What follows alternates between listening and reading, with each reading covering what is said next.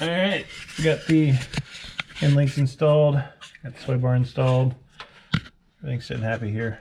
It's awesome. My time lapse, I ended up flipping. After doing time lapse, I flipped this guy upside down. Apparently installed it upside down. I didn't know it was a thing, but it makes more sense to have this bolt easily accessible instead of having to drive the nut versus this guy that's kind of trapped in place, but it sits and fits a lot better with this one sitting here and this one sitting there. So anyways, that's what's going on with sway bar endlinks. Happy with those. And the bonus, my light, the bonus of having the sway bar installed now is it sort of gives me a little more protection on the front of my rack here. Have a nice sort of sort of like a skid plate, if you will. Obviously the rack still sits lower, my subframe sits even lower, but in case something were to hit, maybe slow it down a little bit, I don't know. But so happy with how everything's sitting over here, ready to get it set down on the ground and start test driving that new rear suspension and do some more adjustments in the back and see how we end up. Stay tuned. So I was cleaning up and picked up my instructions, and it shows them the correct way installed. Go figure that, you know, being a man, we skip reading instructions. That's man code. And every now and then there's some helpful information on there. So, my bad.